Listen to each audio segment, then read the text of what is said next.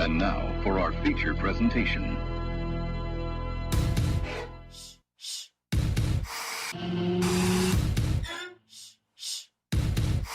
You're listening to the JB and Goldwater Show. Live, loud, and online.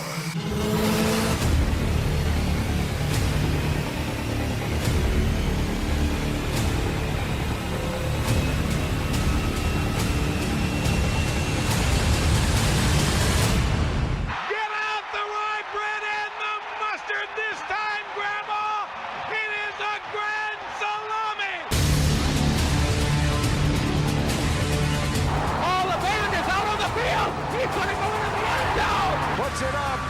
Yes! There goes Davis. Oh my God! Davis is going to run it all the way back. Auburn's going to win the football game. American Pharoah, it's finally the one. American Pharoah has won the Triple Crown. And Barnes hits way high. It's a dig. It is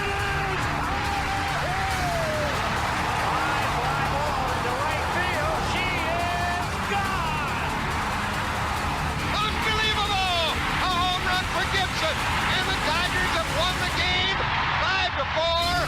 I don't believe what I just saw. Here are your hosts, Jamie Bradford and Darren Goldwater. All right, greetings and a good Wednesday afternoon, and welcome aboard the JB and Goldwater Show, live, loud, and online, July the 22nd. Welcome to our program. 2 hours to go. J.C. Sherbert will join Darren and I at 12:30 this afternoon, as he usually does on Wednesdays. It is hot outside, but there could be some pop-up showers out there, which would be nice. I'd love to have one of those just rest right above my house. Because the backyard is dying for water, and I refuse to put the sprinklers or cut the sprinklers on over at the Bradford compound. But Darren Goldwater, Jamie Bradford, you can watch the JB and Goldwater Show on YouTube, Facebook, Twitter. You can listen on the Podbean app by going to jbandgoldwatershow.com. You can find out everything there is to know about this program as well. He is at Darren Goldwater. I'm at Sports Radio JB, and collectively on all social media platforms, we are at JB and Goldwater. Darren, we got a lot of football to get to today. We do. A lot of football stories to get to today. Interesting things popping up all over the country. Interesting situation in New Mexico, in New York. Mark Emmert meeting with the Senate's Judiciary Committee today. We'll touch on that a little bit. Jack Swarbrick spoke last night with Heather Dinich. We'll tell you what he had to say. We're going to get to Gene Sapikoff, a column that he's got out about players and their voices in all of this. We're going to get to Marvin Austin and what he did last night on College Football Live. It's getting no press because the majority of the press, if it's not negative, they don't care and they don't want you to hear about it. Marvin Wilson, right?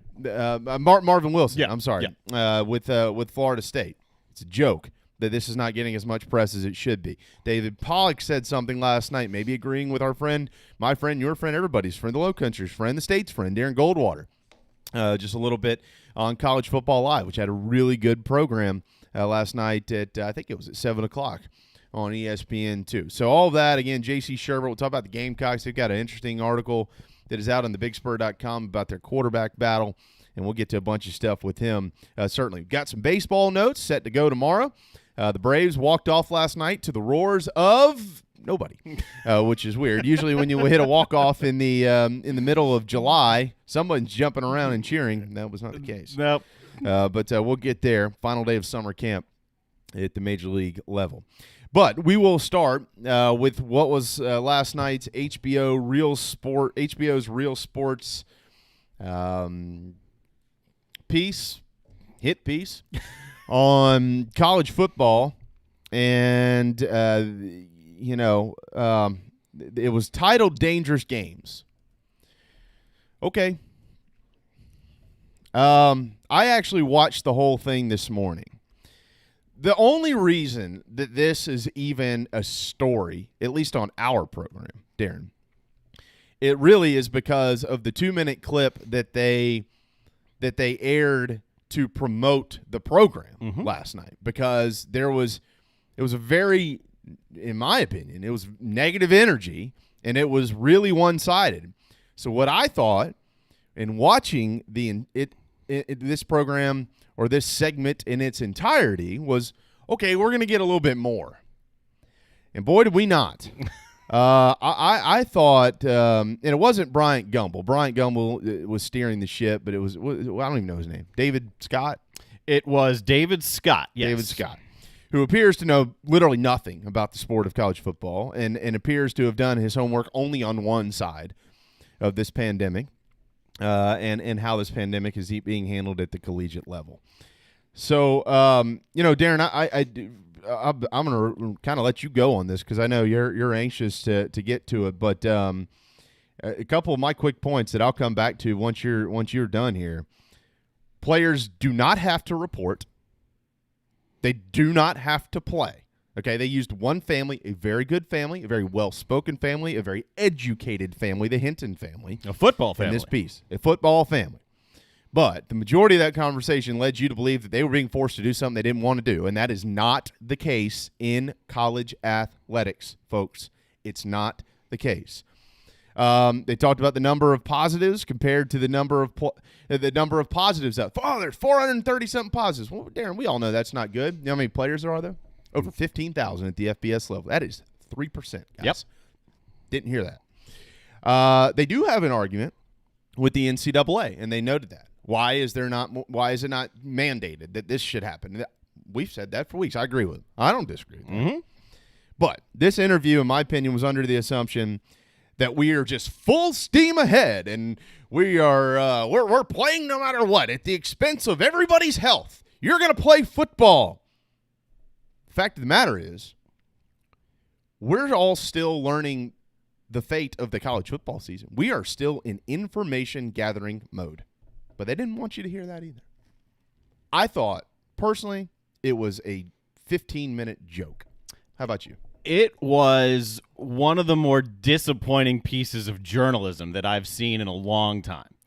I don't criticize journalists very often. 9.5 times out of 10 will take their side and support them. Just like I backed Dan Wolken yesterday when you hammered him. Barrett Salih, by the way, had a great tweet that you really would have liked today. Huh. I'll go look about that. Yeah, you'll get a kick Barrett's out of it. good. Yeah.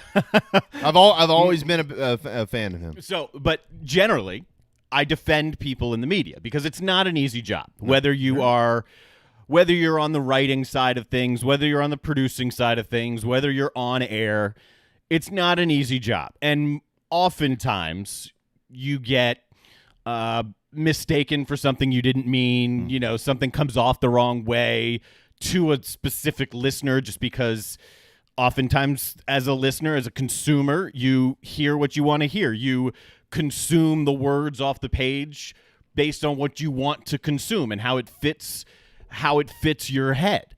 So I have trouble really criticizing journalists.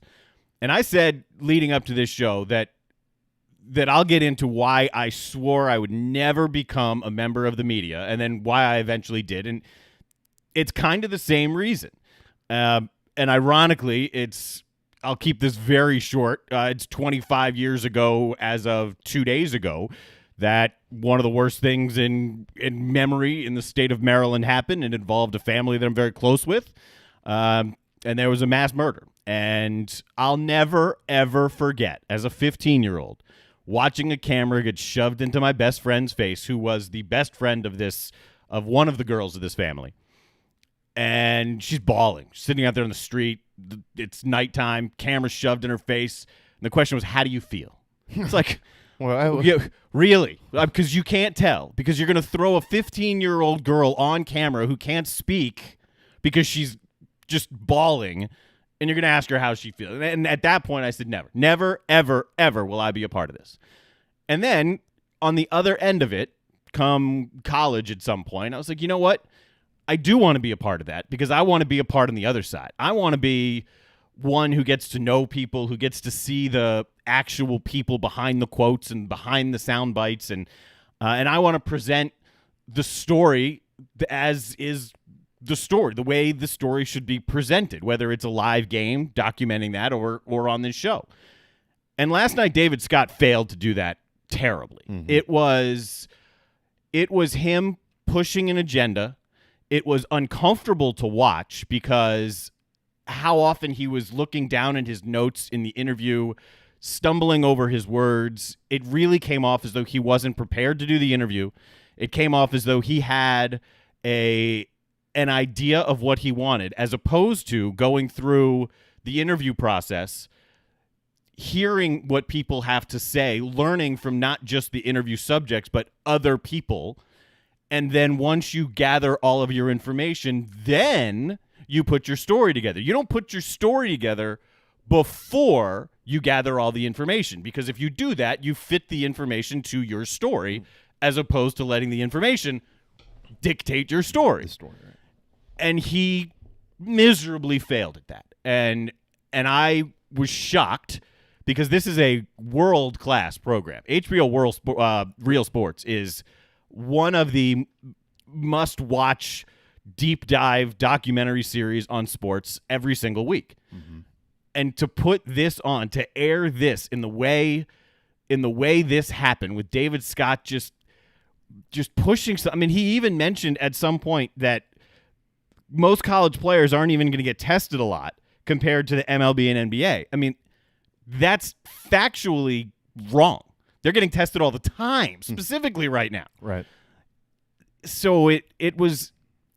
I mean, I even texted Dean Stevens, the longtime anchor, good friend, mentor in many ways of mine over at Channel 4. And I said that exact same thing last night in text, that it was very uncomfortable to watch.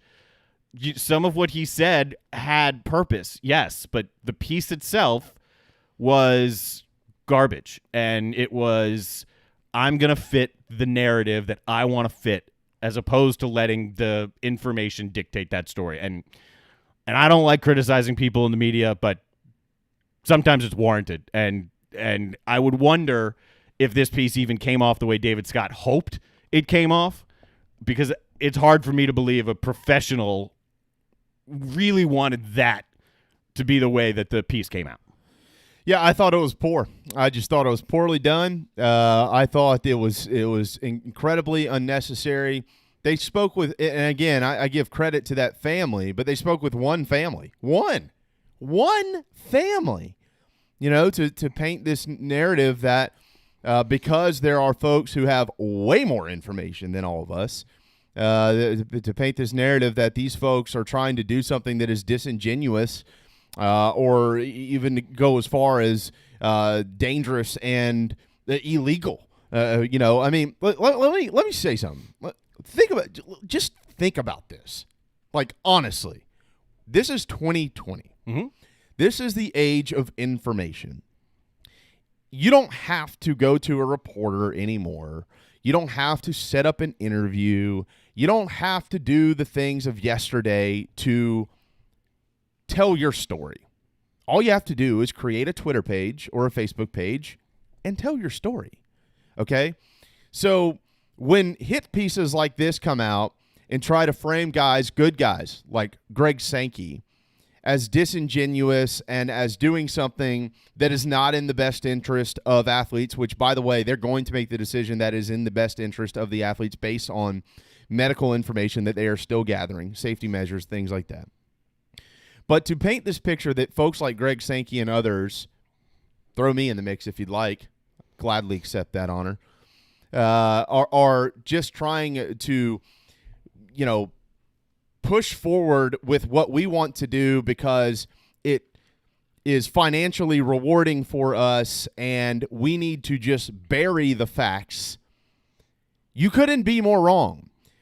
Hypothetically speaking, if a starting quarterback somewhere tests positive for COVID-19, and obviously he's going to know that. Okay. Yeah. Okay. When you test positive, newsflash, you know about it. And then the school comes along, the coach, the AD, whoever, medical team, whatever it is, and says, hey, we don't want you to tell anybody about this. Well, why not? Because we really need to play, and we just don't need anybody to know that you tested positive. Okay. Well, all he has to do is pick up his phone and tweet it. And guess what? an investigation is underway, and everybody's fired, and the season is canceled. Okay? So it is that easy to expose somebody who might be trying to personally take advantage of a very unfortunate situation. Because of that, Darren, because of that hypothetical situation that I just presented, it is incredibly difficult for me to believe that Greg Sankey or any AD or any coach or any medical team that is under the leadership of the university, like at UCLA, would do anything that is completely unnecessary. And what I mean by that is do anything other than look out for the safety of these players. Because they will be exposed, they will be fired, they will be sued. This is the information age. We've just been through it over the last month with players just going rogue, and I don't mean this in a bad way, but guys like Marvin Wilson at FSU and others, just going to Twitter and speaking out about their coaches in these, racial and situations that are ongoing, these conversations that they can say whatever they want to say now with and without repercussion. But the fact of the matter is they can get their message out. So to think that these administrators are trying to hide something is so bogus. It is just stupid. And for HBO to air this crap job last night by only using a couple of folks to fit the narrative in which they wanted to fit does nothing. Yesterday, I pointed out that the 2-minute preview that we aired was more than likely. I mean, I was on the fairly certain side that it was a promotional piece geared to pushing viewers there by using a little bit of controversy in the promo, and then I figured the piece itself would expand on that and it'd be a much more balanced and fair piece. And boy, was I wrong. The promo was the piece, and I mean, there are things in there with which I agree. There are dangers. There, I'm sure, are players who are scared, and that's okay. That's understandable. That's expected, but should be reported. But no it problem. Needs to be presented in a way that at least you understand two sides and not just hammer home what is in many ways the way it was portrayed, an incorrect point. I mean, you know the way I feel. I'm not confident that we have football this fall at all. I understand that. And his piece last night, David Scott's, was it was advocating for that, and it was pushing in that direction, and it pushed past the realities of what's been done, what continues to be done in order to potentially save the season and all of the measures that are being taken. And instead you took a 2% piece of that pie and hammered it home. And it was bad. It was bad, and it was disappointing to watch. Well, it's not only was it bad, but think about this for a second. They mentioned the positive number of cases, which in return did not mention the number of negatives, and also did not mention the decline in cases at these major schools that they made sure that they spoke about. All these schools have had all these cases. Well, they didn't mention the decline. Think about this honestly. And again, Darren, this is not you and I having any type of discussion or argument as to whether the season should or should not be played. No. We are both very comfortable that the folks in charge making these decisions are going to make the right decisions. There's no question about that. But think about this for a second. When all these kids, let's go back to the beginning of June. Come on, guys. Use your brains right here. Guys and gals, tie it on for a second and stay with me. First week or 2 weeks of students returning to campus, what were we seeing? We were seeing a lot of positive tests. A lot in the grand scheme of things, a lot, no. Overwhelming numbers, no. But enough to be concerned, certainly. Saw it right here in the state of South Carolina at Clemson, saw it at LSU, saw it at Texas, saw it a bunch of places. Even when those numbers weren't 20s and 30s, the 7s and 8s were high. All right, let me ask you a real question. Okay. Do you think that when students And I'm going to tie this into Greg Sankey's comments last night for a question he was asked, which was just a lie right off the rip from David Scott, that they fly players all into the league. Do you think that these schools, when their students landed on campus, in their bubbles, in their dorm rooms, in those facilities, that right then is where they contracted the virus? Is that what you think? No. Because that's not what happened. Yeah. That's why. Because they are safer right now. Now, could this change when students show back up on campus? Absolutely. And that is part of the fact-finding mission that all these conference commissioners and presidents and ADs and coaches have in front of them. That is why people like Greg Sankey are delaying these decisions to get more information. But to his point, the reason that it is better for them and safer for them on campus is because they were able to find the kids who have the positive tests, and they were able to deal with them. They were able to take care of them. Look, we've been watching it do this. Now, did some of those kids probably contract it on campus? Yes. You know why? Because their teammates showed up with it.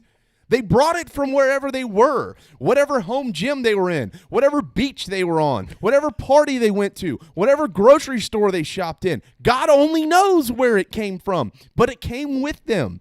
And they got that information when they got on campus. And they enacted their guidelines and their protocols to figure out a way to keep these kids safe. And here's what we need to do. We have gotten our first wave of information.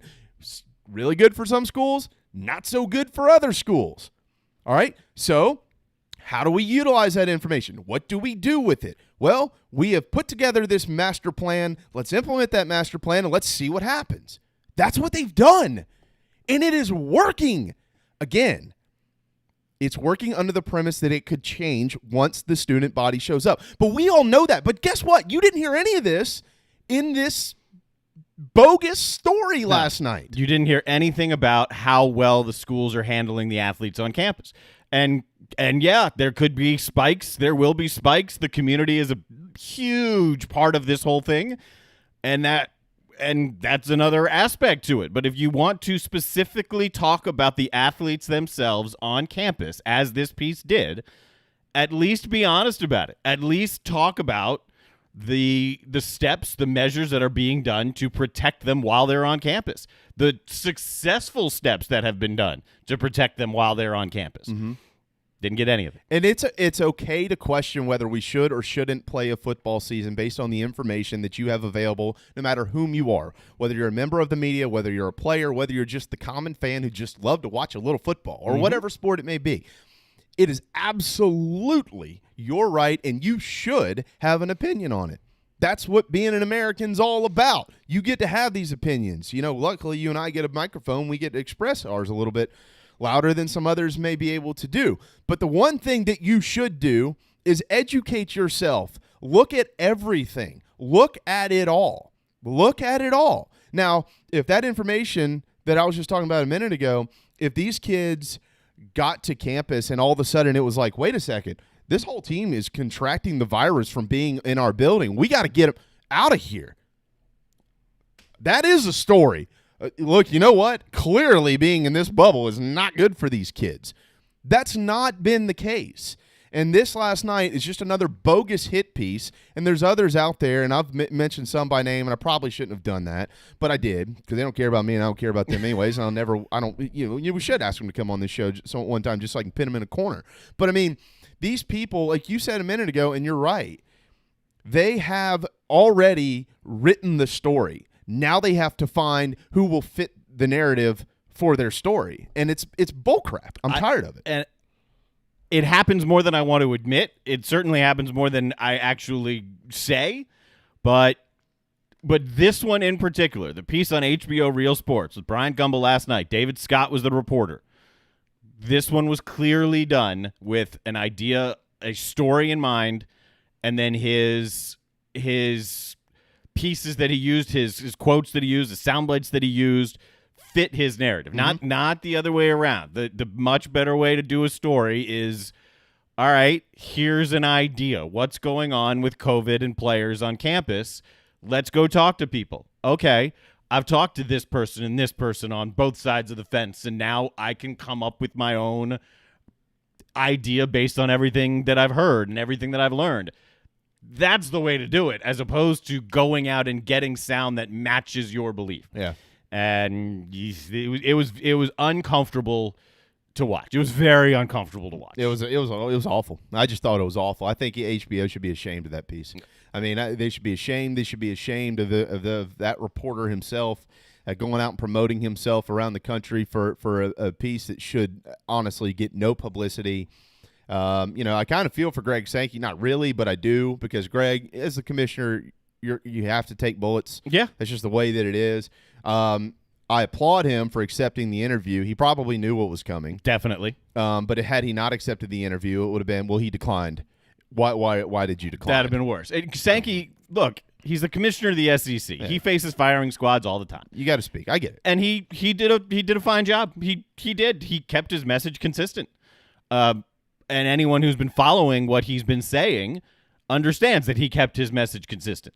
If you just watch that piece, you wouldn't understand that. So when the Pac-12 fan who hasn't been paying that much attention to the SEC sees that piece and sees what was said and how it was done, their view of it could be very different from reality because they haven't been following it. Didn't it almost seem like they were trying to paint him in a corner, like he doesn't know what's going on in his own conference? They tried to say that it was reckless, and it was, it was unbelievable, and there weren't any type of reasonable precautions being taken or successfully undertaken at these campuses already, and it was just forget the student athlete, forget the welfare of these kids. We're playing regardless, and that was the piece. Yeah, that piece was basically used to inform those who are uneducated on this situation, uneducated in detail is what it was, because you didn't see in the 15 minutes that that thing aired last night. If he did ask Greg Sankey this question, obviously they didn't air it. He did not ask Greg Sankey one time, what are the protocols and guidelines in place at your institutions? And what have those numbers, since students have arrived on campus, what have those numbers looked like over the last 6 weeks or so since they have shown back up to campus? What were they day 1? What were they day 20? And what are they here in day 40 or 50? None of those questions, if they were asked, they weren't aired. And I think that is just so poor of a job in reporting by David Scott, whatever. And it's fun. I mean, I watch real sports a lot. I don't watch it religiously. I don't watch it all the time. I do watch it a lot. I didn't know of David Scott. I had to Google him because I'm thinking this is a really important story. Why is it David Scott who's covering this story? Yeah. And you come to find out he's been a longtime producer of the show, so he's been by Bryant Gumbel's side for a long time. And occasionally he now also is in front of the camera as the reporter. He may be producing and reporting his own pieces. And that's fine. He looked very uncomfortable in front of the camera. He looked unprepared. He looked flustered. There was a lot of it that was not national level quality. It was bad. And quality. It was that's why I keep coming back to it. It was just really uncomfortable to watch in many different ways. Bad quality is what it was with David Scott. Sure, he's a great guy, but not a good piece at all. Yeah, I don't know. I'm just talking about this piece. Hey, look, if he can do that on national TV, we can say what we want as well, and that's what we're going to do. J.C. Sherbert always says what he wants to say. He's in Chicago up there petting his turtles and anxiously awaiting our phone call. So we'll do that. We'll step aside for a quick break. When we return, the owner of thebigspur.com is part of the 24/7 Sports Network. He'll join us. Talk about something fun, though, the battle at quarterback for South Carolina with him. We'll also mention this story. Can't wait to hear his response and get into a couple of other issues in college football. I think you might know what some of those are. Plenty of baseball to get to today, a lot more to get to in college football, plenty of notes that we need to pass along to you if you haven't heard them yet. As well. So hang tight. The JB and Goldwater Show returns in just a moment. DB's Cheesesteaks, the tastiest, juiciest, and now award-winning cheesesteaks in the Low Country. DB's Cheesesteaks delivers, and not just in quality. Download DoorDash, Uber Eats, or your delivery app of choice and have it dropped off at your doorstep. Original chicken, buffalo chicken, even pizza cheesesteaks, not to mention incredible cheeseburgers, massive hot dogs, and dynamite hoagies. It's all there for you and your family. DB's Cheesesteaks in West Ashley. dbscheesesteaks.com. At Patriots Point Naval and Maritime Museum, families walk in the footsteps of our nation's heroes, the brave ones who risked their lives to defend our way of life. Home to the aircraft carrier USS Yorktown, USS Laffey, and the USS Clamagore, there's more than 1 million square feet of exhibit space to roam. White Glove certified, we have several new health safety measures in place to enhance the visitor experience. Come for the day and leave feeling inspired. One of the most impressive museums in the country, located right here in Mount Pleasant. Visit patriotspoint.org for more. We'll see you soon. This is Scott Glaze, head golf professional at the links at Stono Ferry, located on the outskirts of Charleston, South Carolina. I'm inviting you to tee it up on one of the most scenic and challenging courses in the Lowcountry. Our back nine is highlighted with 3 holes that border the Intercoastal Waterway. Visit stonoferrygolf.com to book tee times and discover all that Stono Ferry has to offer. The links at Stono Ferry is a former South Carolina Golf Course of the Year and is also home to the College of Charleston men's and women's golf teams. Come see us. We would love to have you. stonoferrygolf.com. What's up, everybody? This is South Carolina singer-songwriter Patrick Davis, and I might live in Nashville, Tennessee now, but guess what? I can always keep up with the news back in South Carolina because I've got the JB and Goldwater Show. Thank you, JB and Darren, for being live, loud, and online. Teenage Mutant Ninja Turtles. Teenage Mutant Ninja Turtles. Teenage Mutant Ninja Turtles. Heroes in a half shell. Turtle power. 12:31 on a Wednesday afternoon. Welcome back to the JB and Goldwater Show. Wednesday, July the 22nd. To our top turtle in Chicago, Illinois. That's where we find JC Sherbert. What's up, dude? Hey guys, good to be with you today. I'm very impressed with the Teenage Mutant Ninja Turtles intro music, and I'm trying to teach them how to fight now. And you need Shredder. They need to have somebody to fight against. Find a Shredder.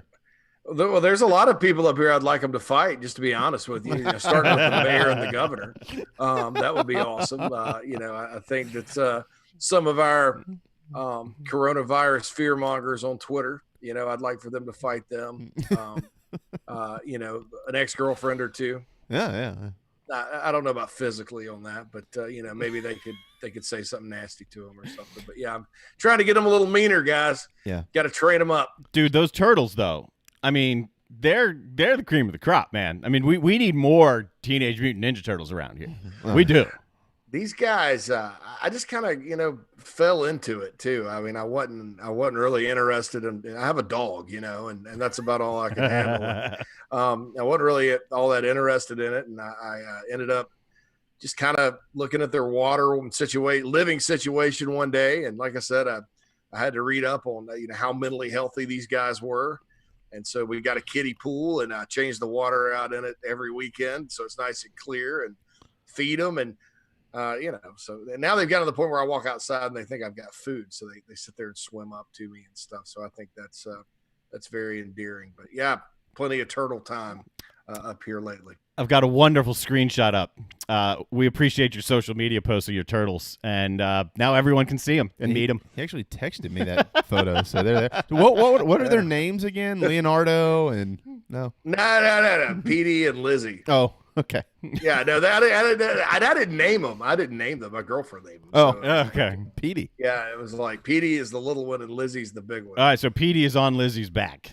Yeah. Got it. And I mean, Lizzie's a pretty good name for an obese, gigantic turtle, female turtle, I would think. You're like, Lizzie, I don't know. Mm-hmm. And then Petey, that's kind of a good name for a little squirt turtle, too. So yeah. I think that's they were aptly named, but they came with their names. And, I think that's about that. I don't know the history, there. I need to study up on it. The most famous Petey I can remember is Jason Brick. What's his last Bateman? name? No. I can't remember. He acted as Petey in American Pie when they were at band camp. My name is Petey. Oh, I think the football movie. How about the Little Rascals, man? Nah. Nobody gonna mention the dog from Little Rascals? Oh yeah. Most famous Petey in the world. And then there's this place in the upstate called Pete's, where you could get a heck of a hot dog back in the 80s and 90s. All right. Hot dogs. That may come up later today. Hot dogs, it's one of those greasy spoons, you can get the double chili cheese bacon. Anyway, I don't need to talk about that. Oh, you're talking about at the Petey's. No. In the upstate. Sort of like the Beacon, but the Beacon. Oh. They got the clock, the Beacon. Yeah. Well, the Beacon. What was the guy's name? The blind guy. Chili cheese aplenty. Walking. His name was actually JC. Oh, yeah? Are you kidding me? No, I'm not kidding. His name was JC. But walk in and call it. Yep. And you go in there, you bring in somebody from out of town, they're like, oh, we get to go to the Beacon. Oh, good. Jeez, I've heard about this place. Oh, I'm going to go kill my arteries, And they walk in and their jaw drops because there's a line, but you got to pick up the paper menu, and then he's going to yell at you and say, call it. Yep. And then you got to get out of line and go break in line. Go down to where they have the fries and onion rings, and then you got to go break in another line to where the drinks are, and then go to the register and pay, and then go sit down. And somehow it all works out. That's right. Organized chaos. I mean, it's the opposite of the soup Nazi from Seinfeld. Yeah. Where he's like disciplined. There's no discipline at the Beacon. It's call it, and I don't know how they make everything they do because it's just they still do it these days. They'll just verbally. There's no screen. No. Yeah. And I've never had like an order at the Beacon come out wrong, because I'll get a chili cheeseburger, and this is, I shouldn't admit this, but I'll get a chili cheeseburger, slaw, mayonnaise, bacon. Okay. Yeah. Never have they forgotten the bacon. Never have they forgotten the slaw, not the mayonnaise. Darren, I'm looking at him on the screen. Looks like he's about to throw up. But Mayo on a hot dog? No, it's a chili cheeseburger. No. Chili cheeseburger. Yeah. No, what do you think I am? I know. Dude, that's what mayonnaise on hot dogs. That's why I was really about to question exactly who you are. Wait. I'm from France. Yeah, I'm from France. But this is the guy that claims Kraft mac and cheese is the best mac and cheese in the world too. So you got that's bad. I know. We dismiss him when it comes to some of these food conversations. We call those you right now. We call that fat. Think that. Well, the guy at the Beacon, JC, the first time I ever went in there, I think I was getting it to go, and chili cheese aplenty, walking, and I turned around. I said, what does that mean? It's to go, walking. Yeah. Oh, yes, walking. Yes, we're leaving. And bless his heart, later in his years, he wasn't going to look you in the eye, so you don't really know what to do. No. Pointing and saying walking. Poor guy. And you're like, oh, is he talking to me? I don't know. I know. And, I don't know. I've been going. I'm from Spartanburg, so obviously I've been going to the Beacon since I was a kid. I think it's been about 5 years. I try to schedule my visits to the Beacon, sort of schedule them out. You can't go like you used to, Yeah. No. Because then you're going to be going like for a week, but in another way. But it's it's a special place for me. And yeah, that guy's name actually was JC, and JC Strobel, I think was his name. And close. Y'all could be brothers. Passed away. I think he passed away about 4 or 5 years ago. Yeah. So. Actually, the first time I went in there, JC, when I was at Spartanburg Methodist my freshman year, Harley Lale, who ended up going to Carolina, probably know Harley. Yeah. Harley and I walked in, and Harley talk like this, don't understand a word he's saying. And we walked in, and I really didn't understand what was going on. I kind of looked at Harley. He said, "You want chili or not?" I said, "Oh, my translator. Thank God. I got this guy, the pride of Indian Land, South Carolina, with me." Anyways, that's amazing. All right, let's get to work. Let's get to work. All right, so just a couple quick minutes. Darren and I spent a long time on this. I do want to get your thoughts. So then I want to talk about the quarterback battle at South Carolina. Tony put out a report on your website, thebigspur.com, just the other day. But did you happen to see what was his name again? David Scott. David Scott in his 15 minutes of fame last night on Real Sports with Bryant Gumbel. It really painted a rosy picture. He's a disaster. Wow. I mean, and I think the problem with people who try to dip in to college football and try to ask probing questions don't really understand college football. And I was embarrassed really from the get-go with the question to Greg Sankey about putting kids on planes and putting them in danger. Number one, it's not true that anybody got put on a plane. Number two, if you look at the testing numbers from within the college programs, I'm not talking about the states these are located in. I'm talking about the actual programs. We had some teams when kids first got back that had 30, 40 so tests that were positive. Mm-hmm. Those numbers are now less than zero. I can tell you right now, South Carolina had a positive test in 4 weeks. Clemson's at 0. Yep. Alabama's at 0. You see positive numbers every day, but the college football, media is not going to tell you that. And I think this guy just basically got on Twitter and read a bunch of, Pat Forty and Dan Walken and formulated his question. Thank you. And I don't hate real sports. I think real sports is a very interesting show. Mm-hmm. I've enjoyed the episodes, but man, if you're going to report on something, know something about it, is my opinion. And I think that's a big problem in journalism today, period, is you got too many people that understand narratives and kind of social media flow and stuff like that, but they just don't understand the sport. I used to face that in recruiting where, the college football media would try to talk about recruiting and they wouldn't really know a lot about it. Now it's kind of, they know enough about it. And so then they ended up having to call guys like me to kind of figure it out. And I get that, but if you're coming in blind and you're going to start throwing, questions that you're going to be a big, tough journalist and, throw some haymakers like that, you better know what the hell you're talking about. And he had no idea what he was talking about.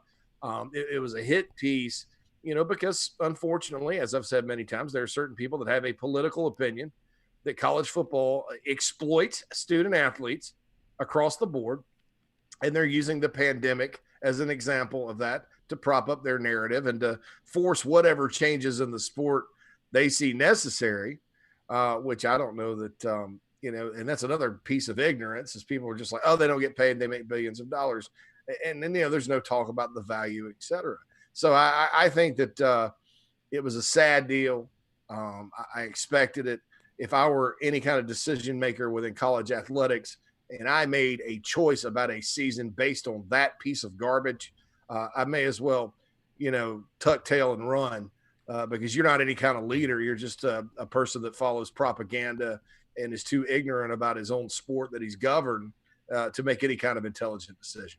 JC, let me ask you, I think, just a very simple question here. Maybe it's simple to guys like you, Darren, and myself, but why are more people not just willing to let these folks who gather this information every day, allow them the time that it takes to gather the most information they possibly can to make the best decision that they possibly can without having to throw swords every single second to fit their narrative? I don't understand when guys like Greg Sankey and John Swafford and Bob Bowlesby and others say, look, we're going to wait to make our decision based on all of this information that we're trying to gather. We're waiting, like Coach Tanner says, we're waiting to the last possible minute before we have to make a decision. Why can't we just be okay with that? Why do they not trust them to make the right decisions? Because they don't know what's best for the sport. And they really don't have the student athlete's best interest at heart either. They don't really care. It's, again, pushing a narrative. I mean, they don't understand that, hey, these numbers for the virus have gone up, they've gone down. If you commit to having a season right now and release a new schedule and say, all right, we're going to play 10 and do this, that, and the other, and then, the virus dissipates, they find a therapeutic that works, a vaccine gets found. So, vaccines will take a while to distribute, but, there's all kinds of things that can happen between now and the start of a season. And then you're sitting there with 4 open dates and everybody's sitting around going, why are we doing this? That's number one. Number two, on the opposite direction, if you just say we're playing, no matter what, here are the rules as far as crowds and stuff like that. And then let's say things do get bad. Let's say college programs realize they can't mitigate it internally, because that's the key for me, is that right now it is safer. And don't listen to anybody like Dan Walken on Twitter, Woken, or whatever, however you say his name, because he wants more data. He's like, I have to see more data because of this. Well, every day, multiple schools are reporting 0, 1, or 2 positive cases. Even the schools that aren't reporting, like South Carolina, I can tell you, have had no positive cases, knock on wood, in 3.5 weeks. That is information that's out there, but it gets muzzled by, what a lot of people call the Corona bros on social media, that, they're sitting there with their mask and they're going to stay inside forever. And, it's all terrible and everybody's going to die. And, oh, wait. And, most of those people also, by the way, have a extremely vested interest in who wins the presidency in November. Don't let them fool you. It's usually right along political lines. And that sucks, because that has nothing to do with football and nothing to do with the safety measures there. So, I don't understand why, we're sitting here pointing at cases in Florida rising, falling, and all these graphs and charts, when the bottom line is we need to be paying attention to what's going on inside the programs. And that data, all these people that are like Mr. Science or what, science, follow the science and the data. Well, the data indicates players are inherently more safe in college football programs, inside, getting tested, working out, kind of doing social isolation and distancing. I don't want to say social isolation, they're with their teammates, but doing some distancing, quarantine type stuff, and making sure that they get a positive test. This person goes to quarantine. You have to have 2 to get back or whatever, and you mitigate it. They're mitigating it better than it. Sports teams and franchises right now are mitigating this virus better than anybody. Okay?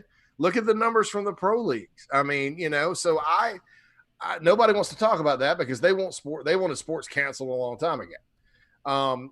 And so that's the problem I have with that. And I don't understand, that at all. I think that, Sankey waiting, given the data actually coming from the campuses, should make these people happy. I would too. Absolutely. I would think that they'd be happy. He's not looking at the zeros and ones and going, "Hey, let's play ball." Exactly. So that's I think that's the deal there. And it makes me really want to throw up that no more positive voices or bigger voices on the sport have recognized this. It's almost like they're, when they put it on Twitter or whatever, they're disappointed when they see the low numbers. Well, and that's the kind of the point that I want to make here. Like, guys, like Darren and I were just talking about this, how kids showed up on campus with the virus, JC. That's what happened. They didn't get into their dorm room and then contract the virus. They showed up with it. Now, some of them showed up. Others contracted it from their teammates who showed up alongside them, and I understand that. But I got news for everybody. The numbers within the campuses, and this is what Darren and I have been talking about. They're in an information gathering stage where they want to wait and see what happens when more students show back up, more interaction. I understand all that. I applaud that. That should be applauded much more often than it is. I think you would share the same comments that they're still trying to gather as much information as possible on what to do here. But I got news for people. Guys, if they took the information based on what they know right now, which has changed in a positive way for these football programs internally over the last 5 and 6 weeks, then they would have all announced we're playing 12 games. They would have already announced it. They would have said, oh, we've got the problem solved. We're moving forward. But they haven't, because they're giving this thing a chance to truly play itself out and look at the ups and downs and the waves and how it could negatively or positively affect their players in a safe or unsafe manner. These guys should be commended, in my opinion, for what they're doing. And they're not, more than likely, because a bunch of these smaller conferences have said, well, we're just going to go ahead and can the thing and move forward. Oh, well, you know what? Guys like Greg Sankey and Bob Bowlesby have said, not so fast. We're going to use all the information, and then we'll make our decision. Yeah, and the smaller programs, quite frankly, I mean, they may be better off moving to spring, even if there wasn't a pandemic. I mean, I think when you look at college football as a commodity and, they're going to need a way to kind of make more money because they're not going to be able to play the big boys and get the bye games or whatever. And so, in my opinion, you move that thing to spring. Heck, I'll be down with watching some Harvard, Yale. Heck yeah. Spring. Oh, Carruthers, I'll go get me a nice bottle of Chianti and a roast turkey and on March 4th and sit my happy butt outside and root for the Crimson. At the same time, I'm I'm a fan of the HBCU schools, and the SWAC is moving to the spring, and Southern Grambling to me, with all the pageantry that goes into that game and all that, the marching bands, the tremendous offenses they run in that league now. I'd watch that. Now, on a normal Saturday where you got blockbuster top 25 matchups and playoff implications, are you really going to flip it to Fox Sports 2 or whatever and catch that Ivy League game or, stream it on your phone? No, not unless you went to one of those schools. I'll be down for some SoCon football. I'll watch some Furman and Wofford and Citadel all day long. I'll pick one of those teams and pull for them, just because I've watched them when I was a kid. They matter to me. And so maybe moving to the spring is a good thing for them facing the financial crisis they are, to maybe get a little more TV money. I mean, ESPN needs inventory, right? So they're going to be televising foot. I think it'd probably get better ratings than the Alliance or the XFL, to be honest with you. You're hitting on something we talked about here the last couple of days. Basically, the thought that maybe the Group of Five or FCS can go to the spring permanently. Let's just use FCS for the purpose of this, because maybe there are TV dollars there, and like you said, there's a following already there for the Citadels, the Furmans, the power FCS programs, and even some of the smaller FCS programs. The fan base is there, so move it to the spring. It'll succeed far better than the AF and the XFL did. And look, I mean, I know we had to clear draft hurdles and whatnot, but it's an intriguing thought to play some football in the spring. It is, especially the South, I think. Now, the Ivy League's probably going to try to play, and then, of course, they're all in the Northeast, and it's, you're starting camp in February, but hey, look, that's kind of what they want up there, in the Ivy League is the old college chap experience, and they're usually out rowing in February, out rowing on the river and with the sweaters on and all, so they can handle that, I think. But no, I would be down for that, and I think it would also help FCS football tremendously, because I know in our state, in South Carolina, those Clemson and Carolina people that go to the games every Saturday at the different schools. And I know that, they're going to go to baseball games and stuff like that. But there's a lot of those folks that went to Furman or went to Wofford or went to Citadel or Charleston Southern that they don't go back because they're obviously going to Clemson and Carolina games. Maybe they go more, and maybe that helps those programs sell tickets. And, maybe that Furman Citadel rivalry, everybody kind of switches sides in the spring, and, it's like Red Rover, some Clemson people come over here and Carolina people go over there, and then it's a Furman Citadel battle royale or whatever. I don't know. It's intriguing to me to think about. I was talking on the JC Morgan podcast earlier, and we had Phil Steele on today, by the way, so people need to get that. Mike saw a national writer say once the SWAC made their decision that this will force Sankey's hand to do the right thing. Oh, God. And this guy's got 50,000 followers on Twitter. Mike never gave me his name, but I don't even want to know his name because I've never heard something that stupid before in my life. Like I'm saying, these people that want, they're throwing arrows every day. They're too ignorant to cover the sport they are. And I hope, honestly, that there's a massive amount of pullback with regards to college football coverage, maybe. And honestly, God, I hope these guys find something else to do, because it's embarrassing that they're supposed to be the voices for our sport and the people to deliver quality information and quality. And I'm not saying anybody I disagree with needs to be fired. That's not what I'm saying. I'm saying the people that take an extremely ignorant approach to their analysis of this game need to get the hell out and go do something else. I totally agree. Totally agree. JC, let me ask you a question. If we take you another 5 minutes and then go to break, can we call you back at the top of the hour and get into Gamecock quarterbacks? I sent you a new Zoom link. So yeah, we got a new Zoom link. That's fine. Okay, yeah, that would be good, because I want to make sure we people are probably already tired of this and pissed off, but we want to get to some fun stuff with quarterback battles, because I want to compare this quarterback battle to another one, and I think people will like that. Let me ask you real quick about this. So the governor of New Mexico has asked and encouraged New Mexico State University and the University of New Mexico to postpone their fall football season. This is at the encouragement of the governor. He didn't say you have to. He said, this is what I want you to do. Excuse me, I'm sorry. That's okay. How do you take that information? If you were the athletics director, if you're in charge of these decisions at those two institutions, which, by the way, are not Power 5 schools, they are FBS schools, though, Group of 5, how would you accept that information? I'd be a little bit upset, just to be honest. Now, as we've talked about the Group of 5, and they're both Group of 5. New Mexico State, I think, is actually a G5 independent. They're in a different ball game. I can tell you this. I think it's extremely political. I think, she's one of these people that Biden's been talking about being a VP. I don't know that when you look at the numbers, New Mexico has been a hot spot for this stuff. I know their cases are rising, and I'm not making light of that. I want everybody to be clear. I'm looking at this through the prism of college football and how politics is trickling down and causing, rash, ridiculous decisions to be made. And there is a correlation there between political party and, whether or not, they encourage this to happen or not.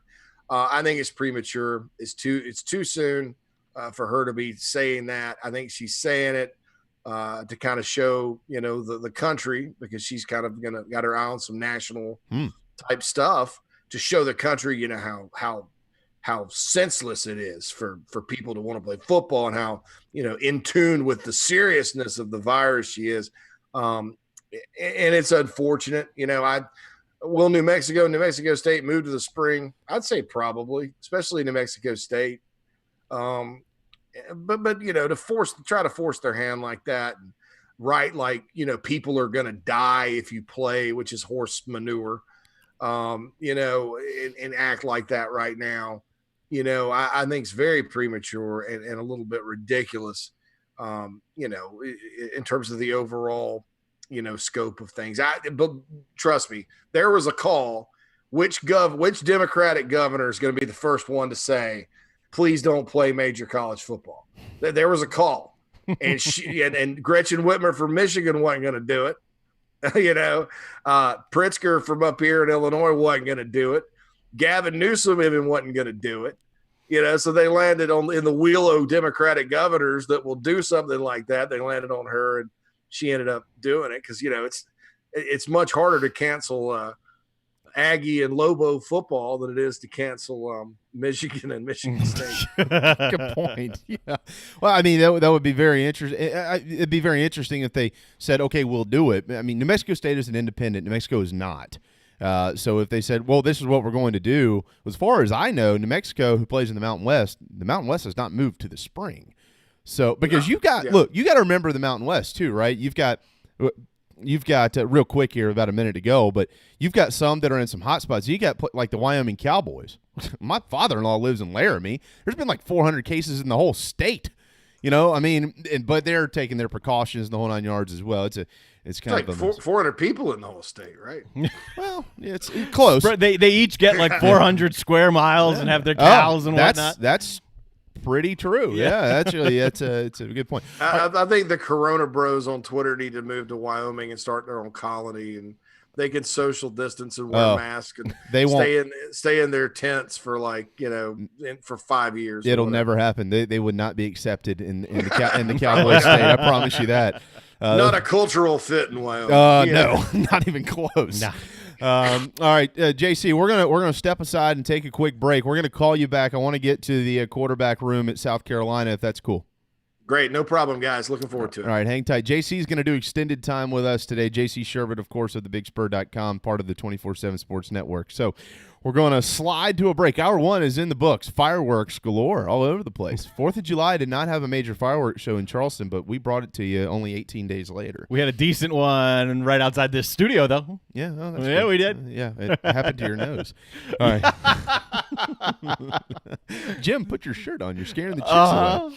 All right, hang tight. When we return, what's going on in South Carolina? Could Colin Hill be the starting quarterback for the Gamecocks? You might be interested to hear this response. Hang tight. We'll be right back. Honey Baked Ham in Somerville and in Mount Pleasant is your home for catering and lunch. Honey Baked Somerville, owned by former Gamecock right-hander Mike Sisko, is just off the interstate, and they are ready to cater to your next business or family meal. Plus, drop in for an incredible sandwiches daily for lunch. The Mount Pleasant location is at the foot of the Ravenel Bridge and always ready to serve and cater to your next meals as well. Plus, delivery is available. Honeybake.com to find your menu today. What's up, guys? It's JB. Obviously, things have been kind of crazy with the coronavirus taking over our lives. We're stuck inside with family, finding ways to be creative and probably tapping the liquor cabinet a little bit. If you don't have Patrick Davis's Whiskey Jam in yours, put on your mask and gloves and head to Bottles or Burris liquor stores here in Charleston. The Blackberry is my personal favorite on the rocks, but the original Whiskey Jam is Patrick's. So either way, you're winning with Whiskey Jam. WhiskeyJam.com, PatrickDavis.com. These drinks is gonna cloud my memory. DB's Cheesesteaks, the tastiest, juiciest, and now award-winning cheesesteaks in the Low Country. DB's Cheesesteaks delivers, and not just in quality. Download DoorDash, Uber Eats, or your delivery app of choice and have it dropped off at your doorstep. Original chicken, buffalo chicken, even pizza cheesesteaks, not to mention incredible cheeseburgers, massive hot dogs, and dynamite hoagies. It's all there for you and your family. DB's Cheesesteaks in West Ashley. dbscheesesteaks.com. At Patriots Point Naval and Maritime Museum, families walk in the footsteps of our nation's heroes, the brave ones who risked their lives to defend our way of life. Home to the aircraft carrier USS Yorktown, USS Laffey, and the USS Clamagore, there's more than 1 million square feet of exhibit space to roam. White Glove certified, we have several new health safety measures in place to enhance the visitor experience. Come for the day and leave feeling inspired. One of the most impressive museums in the country, located right here in Mount Pleasant. Visit patriotspoint.org for more. We'll see you soon. Hi, I'm Chris Half, Public Information Officer at the Patriots Point Naval and Maritime Museum. We're home of the mighty USS Yorktown, USS Laffey, Clamagore, and Vietnam experience. And we're a proud partner of the JB and Goldwater Show. We invite you and your family to come see us and enjoy a day on Charleston Harbor. Visit patriotspoint.org for more information. And now, it is my honor to present the National Anthem.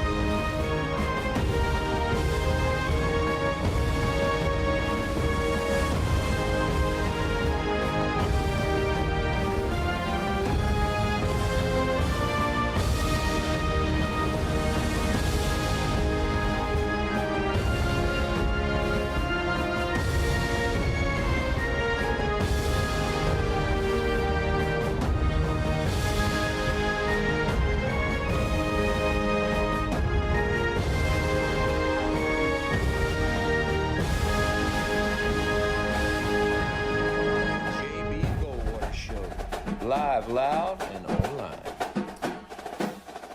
All right, 1:02 p.m. Welcome back. The JB and Goldwater Show, live, loud, and as Patrick Davis just said, live, loud, and online. Yeah. Daily. Till 2 o'clock. Every day. Hour 2. Daily. Beginning here. That's right. Darren Goldwater, Jamie Bradford, thank you for listening on the Podbean app, for watching on YouTube, Facebook, Twitter, and for going back and downloading our programs anywhere you get your podcasts whenever our show is completed. Of course, we're live daily, but you can download this in podcast form at the commencement of our show every day right after 2 o'clock. Plenty of football to get to. We got plenty of baseball to get to as well. Opening day is tomorrow. Can't wait certainly for that. J.C. Sherbert joined us in the last segment, and it was lengthy on some or a lot of the coronavirus conversation that has basically scooped up the nation over the last 4 months. But now we're going to turn our attention to what we could see on the field. So we've invited JC to come back and spend another 10 or 15 minutes with us, and he's been kind enough to do so. And, of course, JC is the owner of thebigspur.com, where you can find a column that is written by Tony Morrell, one of his colleagues, about the quarterback room. And if Colin Hill could end up being the starting quarterback at South Carolina, and JC, this is where your expertise is going to be much more than mine, or even for that matter, Darren's. For that matter. Look, I think they have a really good problem. This is a great problem, maybe the best problem Will Muschamp has had offensively in his, 8 or 9 years as a college head coach. He's got guys who have a ton of experience and have a ton of talent, and he's got a really intriguing battle coming here in August. Point of what Tony was trying to say is it is going to be a battle. You know, you hear, you saw Colin Hill was coming in, and you thought, well, he was hurt last year. He's from Colorado State, kind of maybe an insurance policy. But, I was told back in January, and I guess I didn't believe it, so I didn't parrot it, Usually you should listen to your sources, if you got sources. Stupid me. But it said, yeah, he's going to have to come in here and start. And I was like,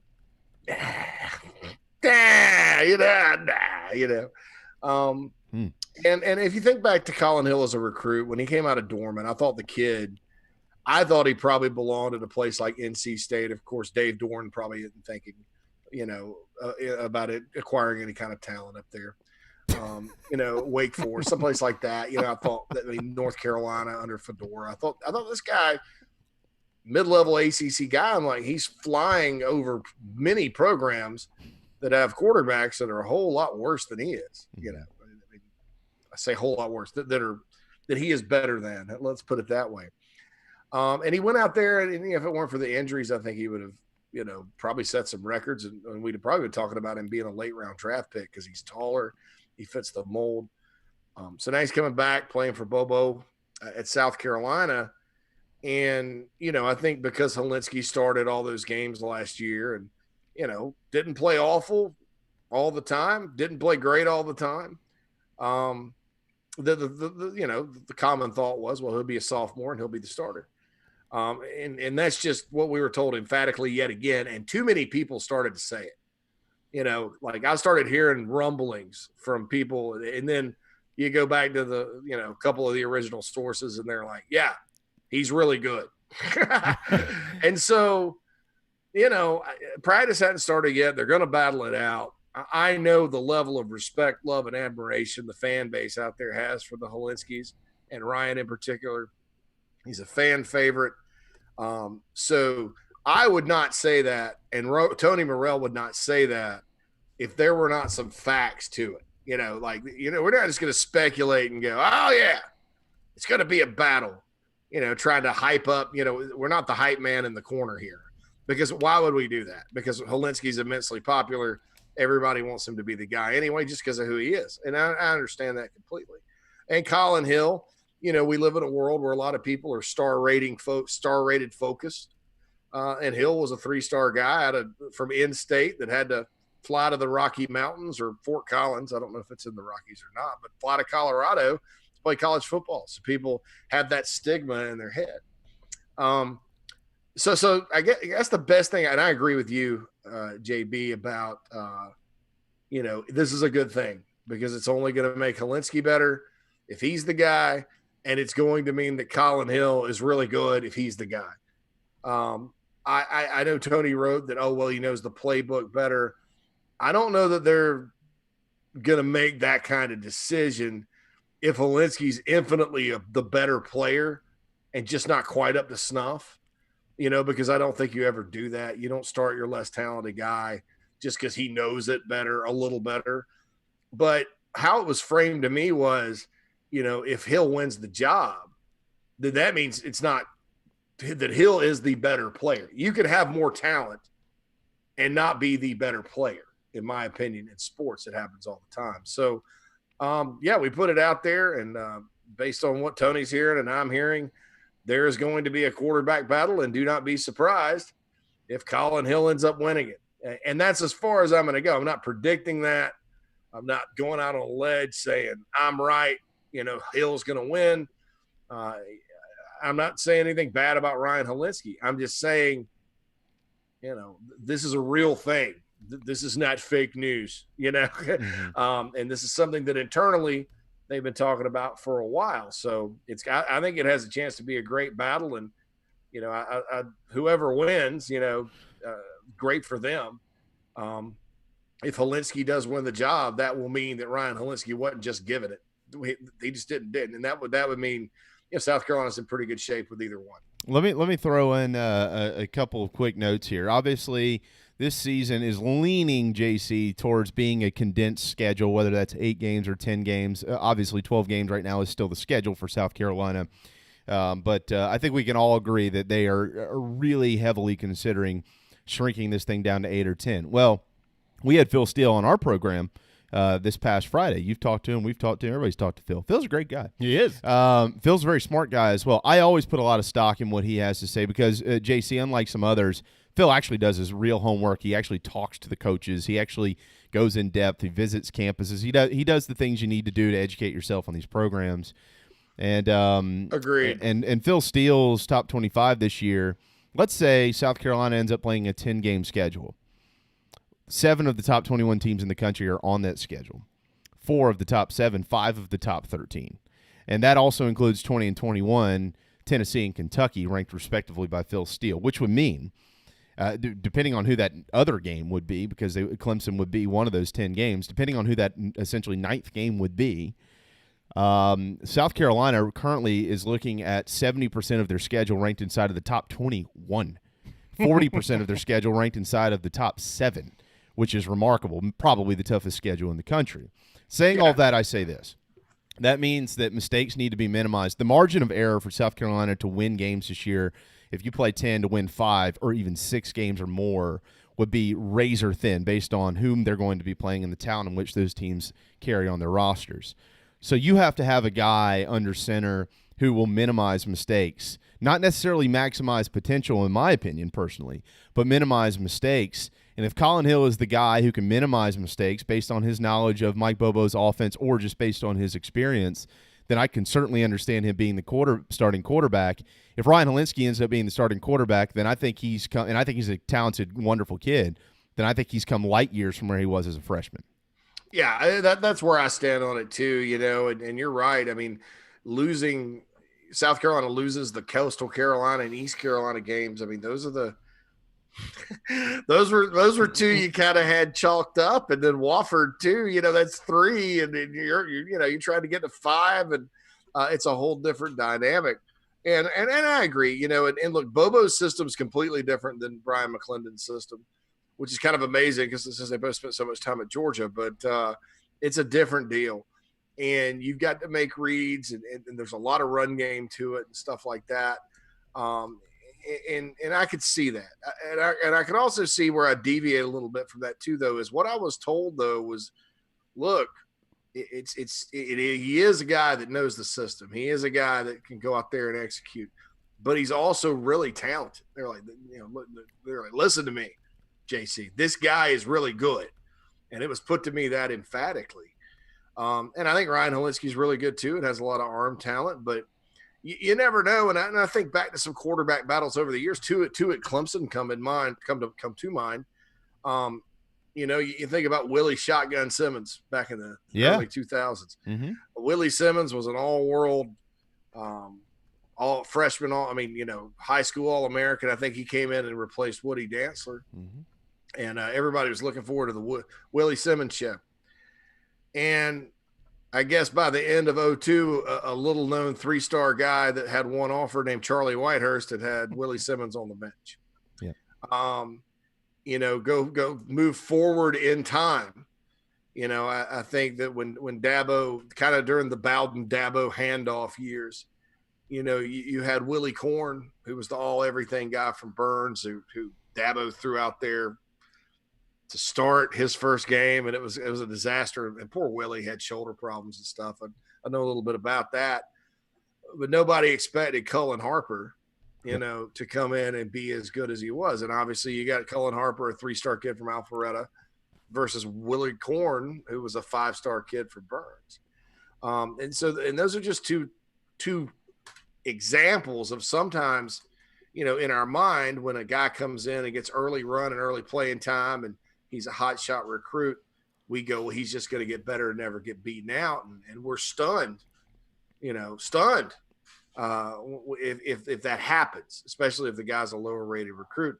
But what's funny to me is, guys, the same guys that wanted to bench Jake Bentley for Michael Scarnecchia are the same guys that are like, beside themselves that Colin Hill could possibly start, this year. And so fans are funny. I think that, and I want fans to have favorites and all that. And gosh, Ryan Helinski is one of my favorite people and players and all that of all time. And, and here's another thing to keep in mind too, guys. Helinski could actually redshirt this year and still have 3 years to play. Yeah. He's still young. So, if it is Colin Hill, so be it. People are like, is he going to transfer? I don't know. Maybe he's got to kind of get a little better and, go through a season and let things slow down or a little bit. So maybe that happens too. I mean, just don't automatically think Ryan Helinski's out of here if he doesn't get the job. Is that a possibility? I mean, technically by the rules, obviously, Helinski could easily redshirt. Is it a possibility if Hill wins the job? If Hill stays healthy, now you're talking about two guys. Yeah. Helinski was banged up last year. Hill's had injuries. I do think Hill's going to have good protection this year. Yeah, I mean, I think the better. offensive line is going to come a long way. But, yeah, I mean, if Helinski is, you can play in 4 games too now in redshirt. So that's another thing too. I mean, and they may – I don't know. Would they change that to 3 if we only play 10 games? I haven't heard anything about that. I haven't heard either. Yeah, I mean, so you can play in 4 games. So yeah, I mean, especially in a shortened season, I think it would be a possibility to see that. Well, I want to throw something interesting at you. Just think about this. I actually, and maybe this is a homerism coming out of me, and that's fine. But this is not why. I'm not saying this because of the colors that I wear. I'm saying this because I've looked at this in depth. I think South Carolina's battle at quarterback between Colin Hill and Ryan Helinski, I think their situation is better than the situation in Athens, Georgia. What? And I think that for 2 reasons. One, because Colin Hill knows his offensive coordinator quite well. And number 2, Ryan Helinski knows his program quite well. Both of those guys are new to the program in Athens. I'm not saying that I'm not saying that makes Carolina a better team or that either one of those quarterbacks is better than either one of the guys there. I think that the situation itself is better for South Carolina than the situation that is ongoing in Athens. I could see that. Here are my questions about the situation in Athens. You do have a new system coming in. Well, Todd Monken, Yes. He's been in the NFL. He's one of those guys, kind of like Chip Kelly, that ran what we call a modern college offense when he was at Oklahoma State and all that, but then also has some pro style background, that's why Kirby hired him, That's right.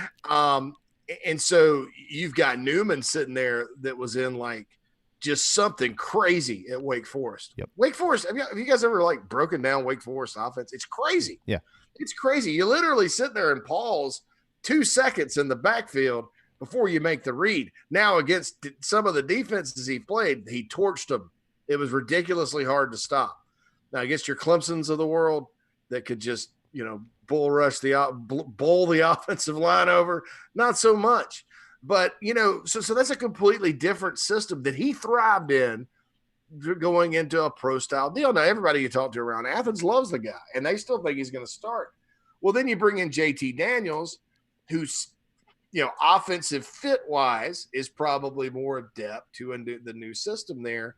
And they're both transfers. And so you're like, you don't have the affinity for one or the other, and you're just going to go with the hot hand or who's best. And so it could end up being that, neither one of them are all that good, and neither one of them playing out. So I would tend to agree that it's for certain aspects of competition and team morale and, avoiding controversy and all that.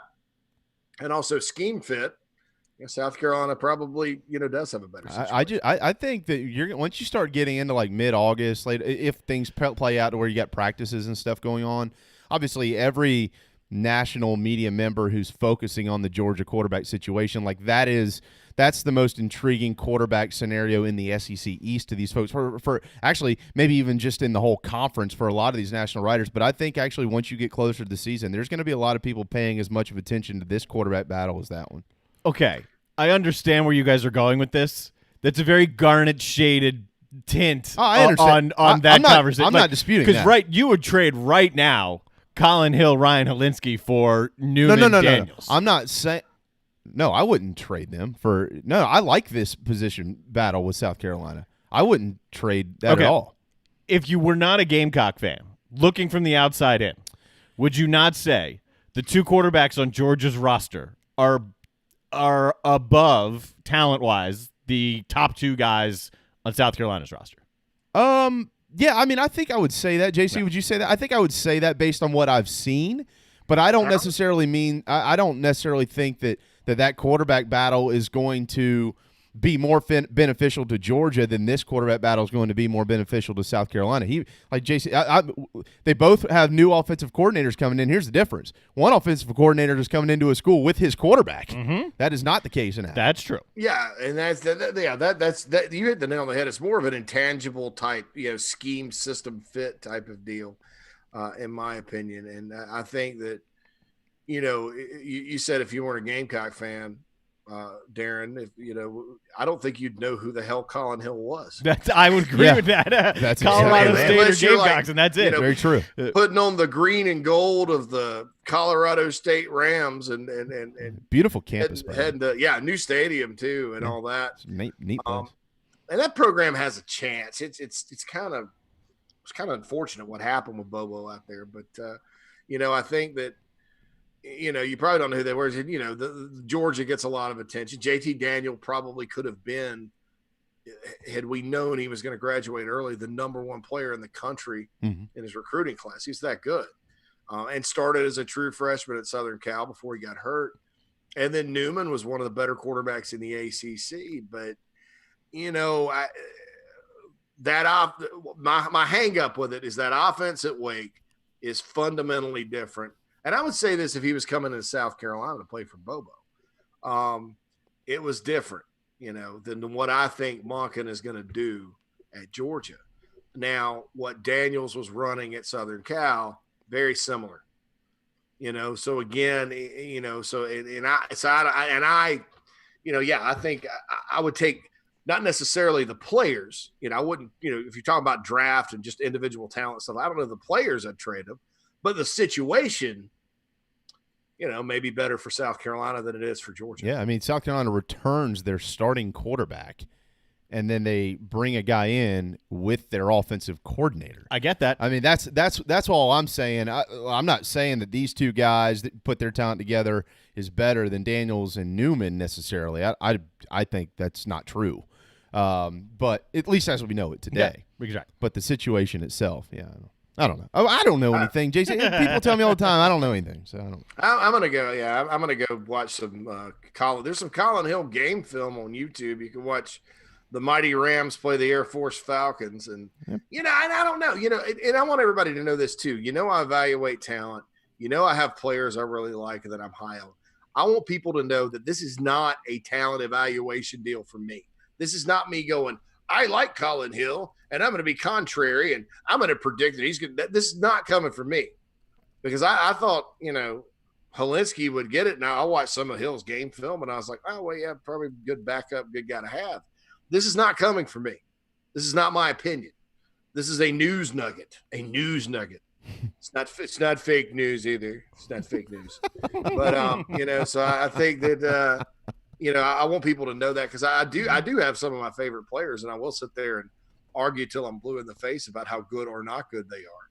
But this is not one of those times. I don't want people to think this is one of those times. This is actually just based on good, solid intel, and I want the Gamecocks out there to get ready. Yeah. They should be surprised. Well, I know Colin Hill is not very fleet of foot. I've mentioned this multiple times. A guy I know very well. His brother actually lives here in town, listens to our program every day. Actually, he listens to our program. He's now an offensive line coach at a D3 school up in Indiana. But Jacob was a coach on staff at Wyoming for the last 5 years, I think. And so when Colin transferred, I actually called him. And I said, tell me about this kid. And he said, well, you can look at the last few years and we shut them down offensively because he's not fleet of foot. He can throw the football, but he can't move. Now that's not Ryan has some athleticism in him, not a ton, but not Connor Shaw or anything like that. But Ryan has some athleticism in him, and we know Luke Doty does. But the big thing with Colin Hill, he knows the offense. And that's a huge thing. He can throw the football, and if he minimizes mistakes, you can't, Jason, you can't make a bunch of mistakes this year. Like you can't lose games based on – you have to just get beat. You can't lose games because of mistakes or this thing's a wash. And I think Carolina's very talented, and they can win actually a lot more football games than some people want to give them credit for at this point in time. But they're playing some really good guys, and that's just what happens in the SEC, man. You make a bunch of mistakes, you lose. Yeah, and I mean, I've also seen teams that, when they have a quarterback that's a statue in the pocket, they can get you beat too. Absolutely. So I'll say this though, Colin is not a runner, but I don't, he's not like there's a kid named Max Brown, 5-star quarterback, signed with Southern Cal, could never win the job, ended up going to Pitt and starting the year after Peterman left. Big arm, huge arm, but that dude really, even in 7-on-7, I was like, he's going to get sacked. I was like, he got sacked at 7-on-7. That's embarrassing. But, and I think Colin can move a little bit better than that. Now he's had a knee injury or whatever, I don't know. So that's the thing. And I think, regardless of who the quarterback is, South Carolina's going to have to run the ball better. Yeah, absolutely. They have been awful since 2014 at running the football, and they have a good offensive line coming back. Yep. You got Marshawn Lloyd, Zaquan White, kid can play. Yeah, you can lean on those guys and see if something happens. So hopefully they're running it and all that. But if Colin Hill's the guy, Colin Hill's the guy. No, you don't have to. Mike Bobo's offense is not a running quarterback system, but you do have to be able to escape. It's like Kyle Trask at Florida. I mean, Kyle Trask doesn't have to be able to run the football. He just has to be able to get out of there and not take 9-yard sacks. Yeah. That's all you need to do. Yep. So, all right. And hopefully Colin Hill or Ryan Helinski can do that. I know Luke Doty, if it comes down to him, he's not only going to probably do that, but, run for 30 yards. That guy can really run. He can scoot, no question. It's him, so. We'll let you scoot on that note. Thank you so much for the extended time today, JC. Really good stuff, as always. A little bit better this week than it has been the last couple of weeks, so appreciate you picking up the pace. Thanks, guys. I'm trying. I was disappointed last week and went and reviewed my performance and got a famous acting coach to give me some notes. Yeah. And he said, I needed more motivation and all that. You got to look at film. You got to watch the film. Yeah. Yeah, man. Then go watch some old Michael Caine film acting videos. It's like, you cannot lie to the camera. You don't lie to the camera. The camera sees everything. The original Batman was on the other night. I forgot how bad the acting was in that movie, but it's still such a great movie. Sports Night. If you want to go watch film, go watch Sports Night, and that's how all sports guys should be. Okay. Well, I'm on it. We'll do it. All right. Did you not watch that? Baseball season's about to start. I don't think so. Oh, my God. No. It's great. All right. We're boring the public. All right, guys. Yeah, I'm laughing. Hold on. We need to go talk about how bad these college football administrators are. We got to get to that. Yeah, you got to do Terrible, Pete. That's Sankey. He should lose his job. JC, thank you so much. Tell the Turtles we said hello. And, I will definitely go do that right now, and I'll talk to you guys next week. You got it, brother. See you, man. Thanks, man. JC Sherbert, the JC and Morgan podcast is out of this world good. You should watch it, or excuse me, you're going to have to listen to that. But you can download it anywhere, just like you can download us anywhere. And JC Sherbert on Twitter at JC Sherbert with 2 T's at the end. Of course, he's the owner of thebigspur.com. All right, when we return, we'll give you a couple of notes in football that we have not mentioned yet today. And then, what do you need to know? Major League Baseball set to go tomorrow. Corey McCartney he'll also join us tomorrow to get things kicked off. Can't wait for that. Can't wait for the next segment as well. Hang tight. We'll be right back. DB's Cheesesteaks, the tastiest, juiciest, and now award-winning cheesesteaks in the Low Country. DB's Cheesesteaks delivers, and not just in quality. Download DoorDash, Uber Eats, or your delivery app of choice and have it dropped off at your doorstep. Original chicken, buffalo chicken, even pizza cheesesteaks. Not to mention incredible cheeseburgers, massive hot dogs, and dynamite hoagies. It's all there for you and your family. DB's Cheesesteaks in West Ashley. dbscheesesteaks.com. At Patriots Point Naval and Maritime Museum, families walk in the footsteps of our nation's heroes, the brave ones who risked their lives to defend our way of life. Home to the aircraft carrier USS Yorktown, USS Laffey, and the USS Clamagore, there's more than 1 million square feet of exhibit space to roam. White Glove certified, we have several new health safety measures in place to enhance the visitor experience. Come for the day and leave feeling inspired. One of the most impressive museums in the country, located right here in Mount Pleasant. Visit patriotspoint.org for more. We'll see you soon. This is Scott Glaze, head golf professional at the links at Stono Ferry, located on the outskirts of Charleston, South Carolina. I'm inviting you to tee it up on one of the most scenic and challenging courses in the Lowcountry. Our back nine is highlighted with 3 holes that border the Intercoastal Waterway. Visit stonoferrygolf.com to book tee times and discover all that Stono Ferry has to offer. The links at Stono Ferry is a former South Carolina Golf Course of the Year and is also home to the College of Charleston men's and women's golf teams. Come see us. We would love to have you. stonoferrygolf.com. Listen to this station on your smartphone. Download the app now on Google Play Store. What's up, everybody? This is Patrick Davis, and you are listening to my friends JB and Darren on the JB and Goldwater Show. All right, 129, final segment on this Wednesday afternoon, warm Wednesday afternoon here in the Lowcountry, here in the state of South Carolina. Yeah, no shocker there. On Twitter, at JB and Goldwater. DB's Cheesesteak serves our program every day, and they should serve you if you haven't had one. What are you waiting for? They're the best cheesesteak in Charleston, voted on by the public. Charleston's choice #1. DB'scheesesteaks.com for the entire menu. Don't forget the boardwalk fries with anything that you order, whether it's a original cheesesteak, buffalo chicken cheesesteak, pizza cheesesteak. Those are really good, by the way, at DB's. One of their hoagies, one of their hot dogs, one of their burgers. All of it. Doesn't matter. You got to get the boardwalk fries. They come with the Old Bay seasoning. DB'scheesesteaks.com. They're in Avondale and West Ashley, and they deliver on every delivery app that is known to man and woman on this planet. So make sure you check them out if you haven't. Charleston's choice, #1, DB'scheesesteaks.com. All right, Mark Emmert meeting with the Senate's Judiciary Committee today. And, we'll see what comes out of this. One of the things that he's actually fighting against, without really going into detail, Darren, because there's not any reason to go into detail until we know what's to come. But he's basically fighting for the NCAA's protection against an antitrust lawsuit, essentially. And if you don't know what that means, it's basically the NCAA could take on lawsuits for essentially trying to corner the name, image, and likeness market, to summarize in an awkward kind of way.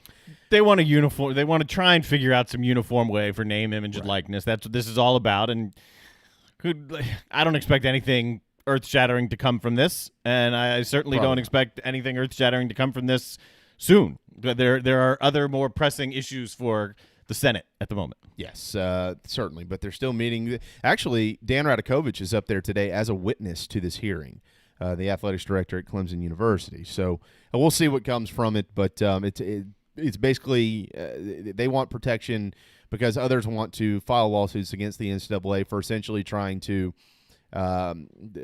establish a monopoly on college sports, which is what they pretty much have, but they don't want them to have that monopoly over name, image, and likeness rules and laws.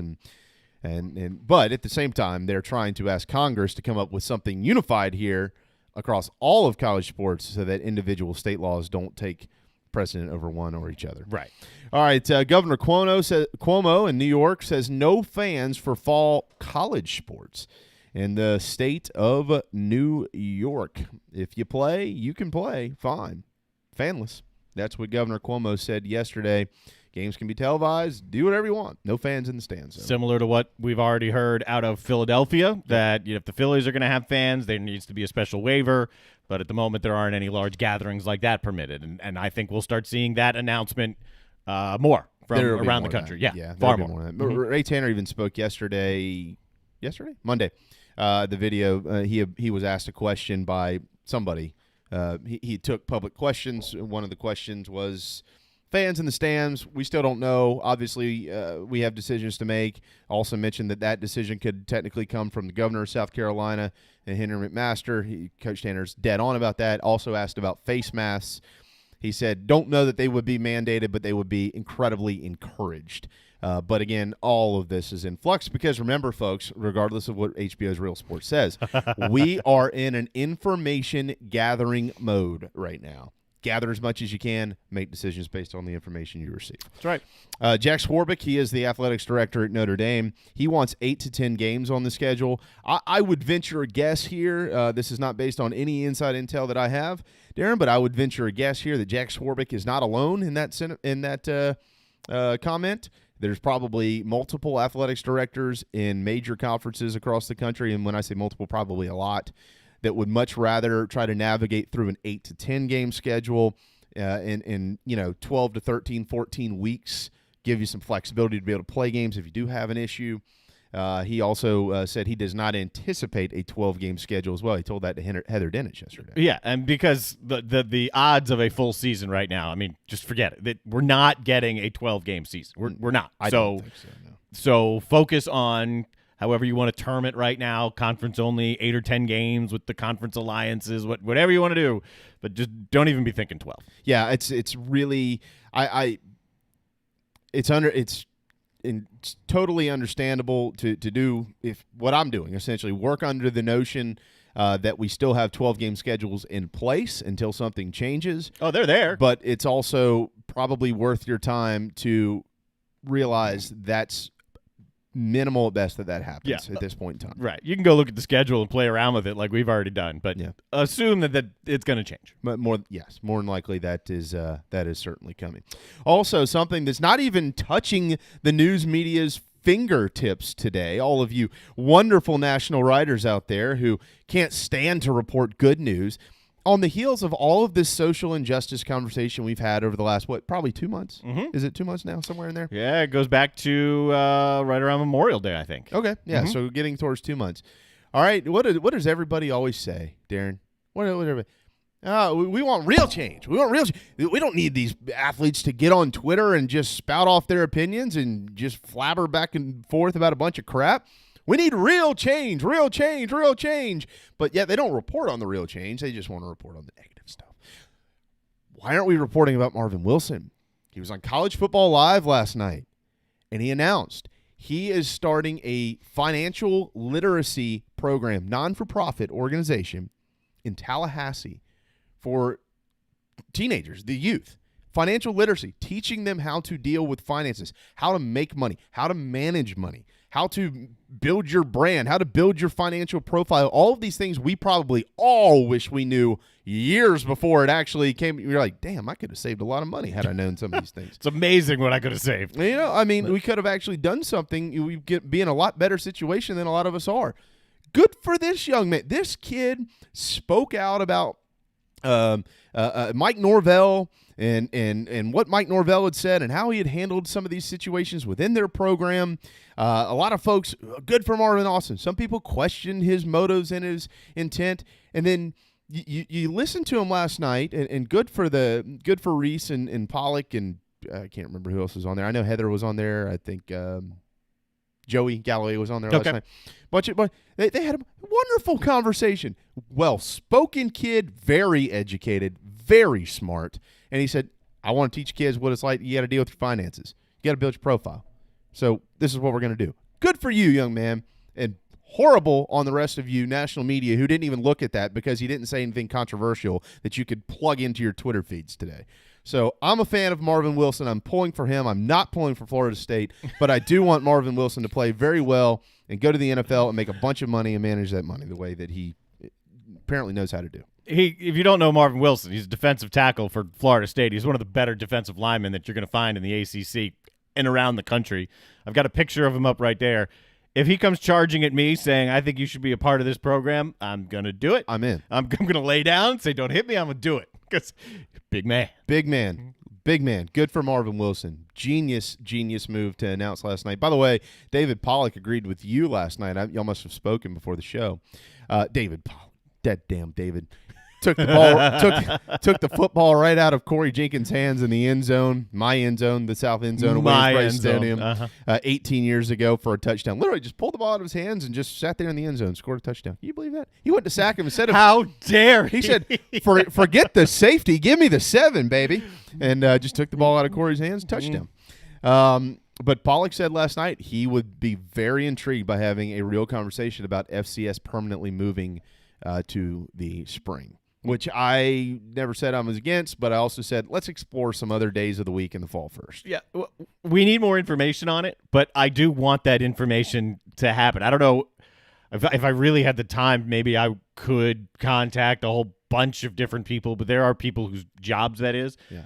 But to explore the NFL draft, there is language in it that it's probably flexible. It can move a little, but there's language in the terms for the draft that they could probably wiggle out of and move the draft even further back.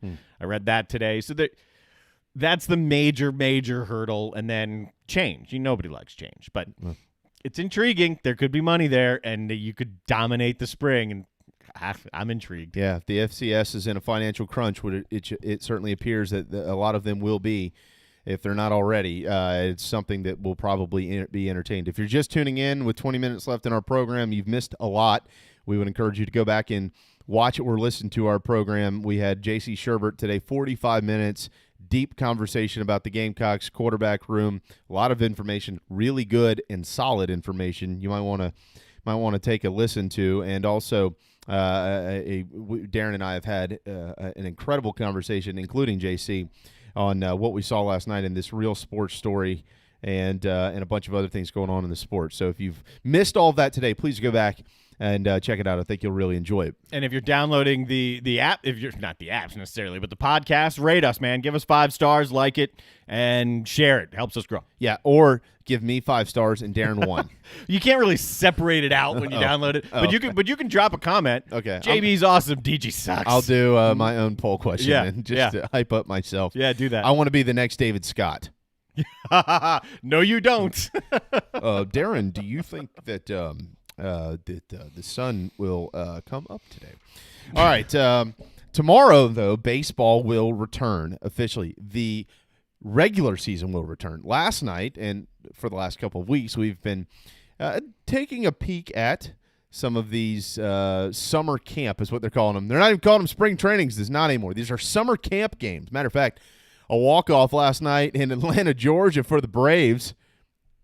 Nobody was there to celebrate it. Hey! That's generally not the way it works. It's a big scrimmage win. In the middle of July. But tomorrow, baseball officially returns. And tomorrow night, I think there's going to be a lot of eyes on ESPN. And so Darren's going to put up on the screen, and he's already done so, what to know about the 2020 Major League Baseball season. I'll also add to this real quick before we kind of run down this list and get a little bit more into the season. Corey McCartney will join us tomorrow as well from Atlanta, Georgia. I did see this morning that 90%, guys, 90% of marketing and advertising availability has been sold by Fox. By Fox. For the Major League Baseball season, they haven't thrown the first pitch on TV yet. 90%. That is remarkable. I think you should get ready to see a whole bunch of political ads, but yes, they've sold 90%. Yeah, you're also seeing ballparks with not renovations, but tarps in the outfield seats, covering some of them that won't be filled by fans, but that will be filled by advertisers. We've seen that at Wrigley Field in Chicago and other places. But here's what you need to know in 2020 Major League Baseball season if you don't already. We do, obviously, I think all know that it's a 60-game season, and it's your division and then the corresponding division, East, East, West, West, Central, Central. National League, they'll have the DH this year, maybe longer than just this year in the future. Extra innings, every half inning will begin with a runner at second base. Universally hated, but it's happening. Stupid. Postseason remains identical to how it's been since 2012. Of course, that means that there's a one-game playoff in both leagues to determine a second wild card winner. Trade deadline moves to August the 31st. Previously, it would be coming up in just, I think, 9 days on July the 31st. Position players, they are allowed to pitch. Remember that they had implemented a rule before. You couldn't do that. You can do it now. Okay. Even with the 30-man roster to start the season. Now, it does shrink. Mm-hmm. I think, is it 2 weeks? It goes to 28? Yep, 2 weeks, 28. 2 weeks later, 26. And then double headers, you can add a 27. Add a 27th, okay. Weather-delayed games will resume from the point of the delay, but those are prior to 5 innings. If you play 5, that's an official game in Major League Baseball. Normally, those would be restarted. It's very rare that a baseball game gets rained out prior to a complete game, a full game, 5 innings, and then that game would be played as part of a doubleheader. You'd start it over again. This year, they're going to just allow that to resume at a later date from wherever you stopped. Right. So the biggest thing out of all of that for me is the runner starting at second. I think that's ridiculous. Yeah. Outside of that, I'm anxious to see what happens with the DH rule. Look, I'm a traditionalist, so I've always thought that the pitcher should hit in the National League. That's why I'm a National League fan. That's Yeah. why growing up, going to Orioles games in Cal Ripken's prime, that's why I still was a National League fan. Yeah. Well, I mean, what's really going to happen here is you're going to see more value put back into a group of players in Major League Baseball if you have the DH universally implemented. Mm-hmm. Because there's going to be guys, and I'm just going to use Justin Smoke. He's a good example. As an example here. I mean, I have a little stake in how he performs, as one of my buddies, but he's a good example. I mean, he's the perfect example for this. Yeah, Justin is set to turn 34 years old in December, which doesn't make him old at all. As a matter of fact, it actually puts him in his prime for a lot of Major League Baseball players. But and he's an exceptional defender. Should have already won a Gold Glove award. Finished second twice. It's ridiculous. I have a beef with baseball. He is an exceptional defender, but most importantly, he's a 6'4" switch hitter, and he's a power guy, and so this opens up another group of 15 teams for Justin. He's on a 1-year deal in Milwaukee, and let's say that they decide to carry over the DH rule moving forward as a permanent, making it a permanent position in the National League. Then Justin will have more value for more teams because he can DH and he can play first. You can easily be full-time DH and a really good backup first baseman if that's the way the body goes. Right, exactly. And will it be better for the sport? Will it provide more offense? I don't necessarily think so. I'm just one of those guys, though, Darren, that your offense is only as good as the guy on the mound against you that night. I mean, that's true. You could have the best offense in the league, but if you run up against a bunch of dudes, it's going to be what it's going to be. So pitchers are not good hitters. I mean, will the offense improve? Yeah, the offense will improve. The players have pushed for this because, like you said, it opens up 15 more jobs for some guys who will absolutely be able to fill those well. They just may not be able to be full-time position guys anymore. So they've been pushing for it. From a traditionalist standpoint, there are things I'm traditionalist about. That's one of them. Pitchers should hit, but it's going to go away. It almost went away permanently during these negotiations. It didn't, but it's probably going away permanently. Yeah, I think it's just a matter of time. Yep. Yeah, before this is officially announced. By the way, this has been officially announced. Mookie Betts expected to stay in a Dodger uniform for 13 years, $380 million, according to ESPN's Jeff Passan. Missed that.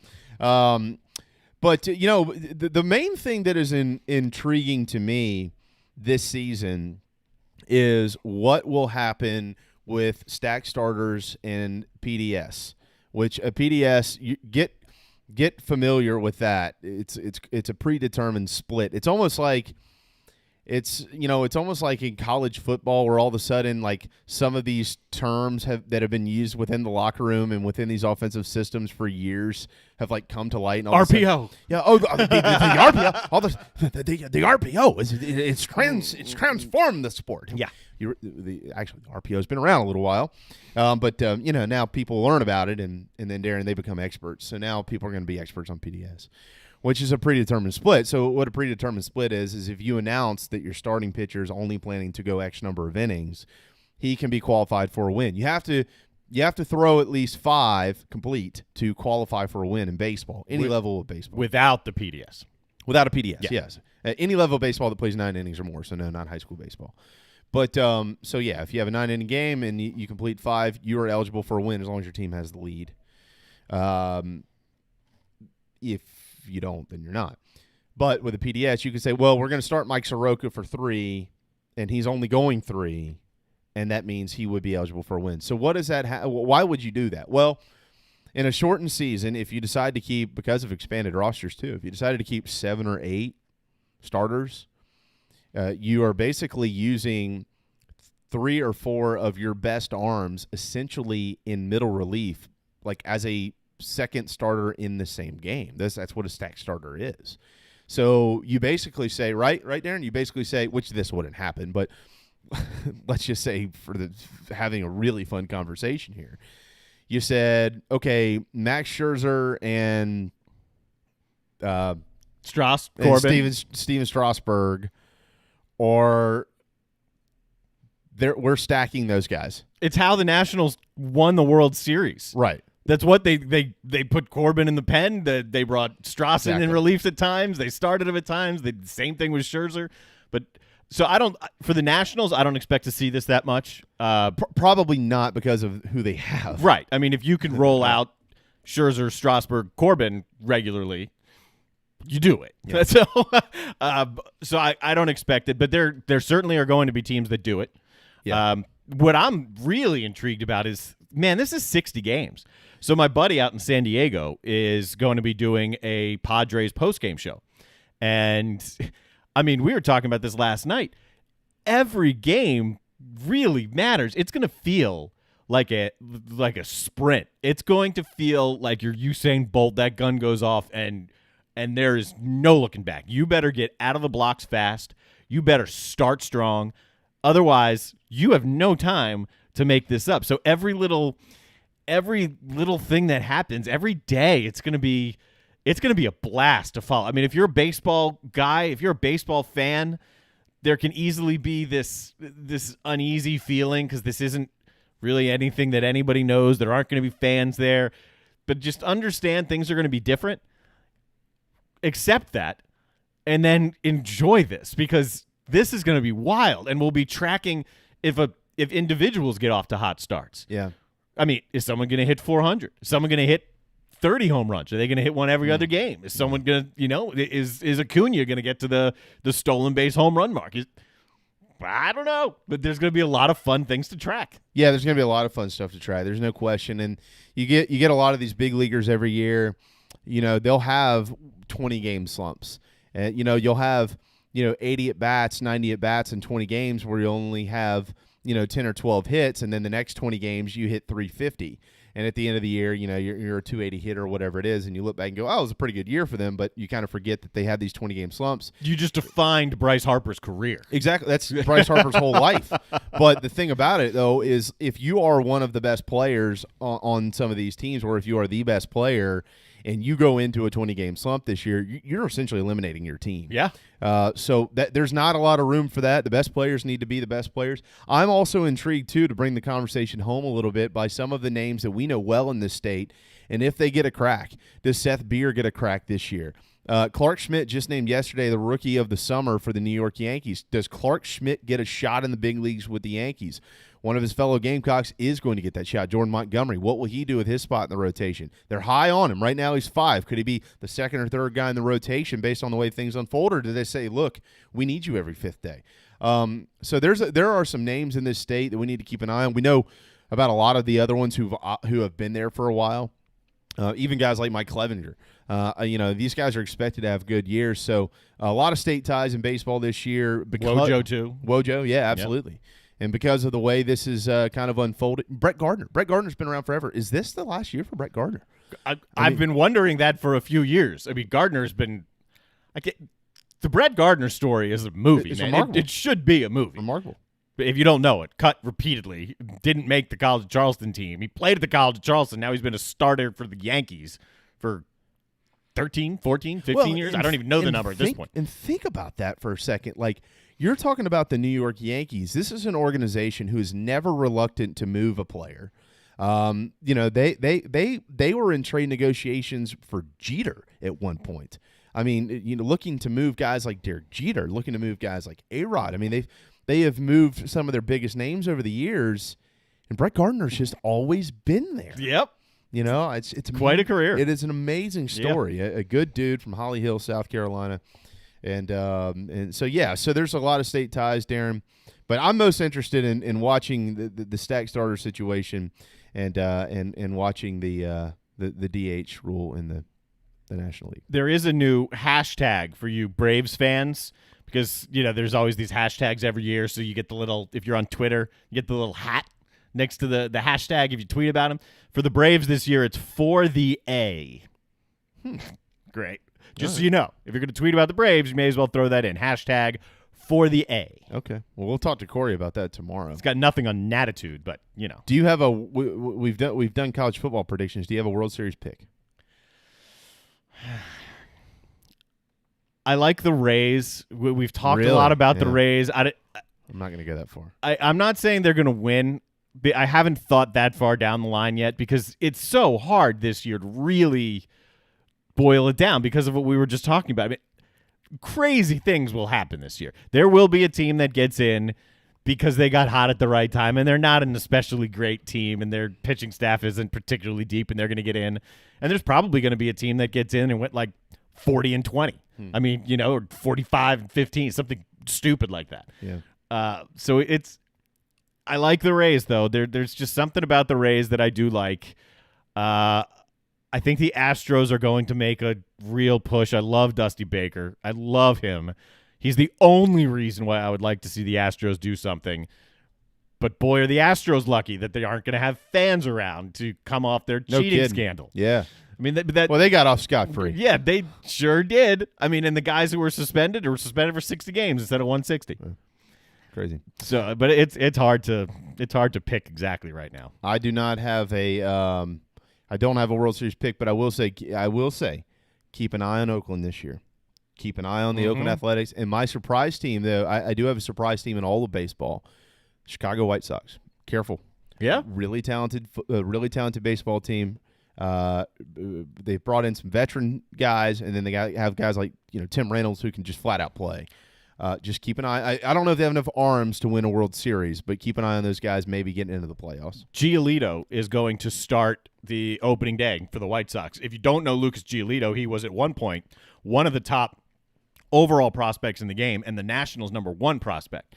I went to Riley Park, watched the River Dogs play. Whoever was the low-A affiliate of the Nationals at that time sat right behind the plate and watched Giolito, and God, was it impressive. Yeah. Then I ended up in D.C., and I was there for his debut, which was rain shortened. It was like 4.5 innings or whatever, and he never panned out. But he's gone to Chicago, and he's fixed it, man. And he's a stud. Big power right arm. There's a lot of balls going to leave the yard this year with that lineup, too. They're going to hit a lot of home runs. All right. Thanks to Patriots Point for presenting our national anthem every day at 1 o'clock. Remember, holycitydrivein.com for each weekend's drive-in movie series. Grease leads it off Friday night at Patriots Point. Back the truck in, order some food, order some drinks, and enjoy a beautiful sight over at Patriots Point in Mount Pleasant. And now it is time for everybody's favorite segment, It's a Good Day. It is a really, really good day. If you were listening when JC came on, we teased it just slightly. Yeah, really good day.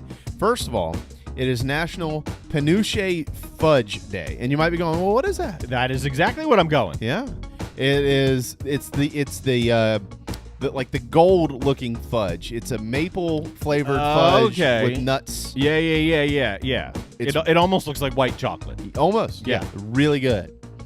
Enjoy that in a hammock. Happy National Hammock Day.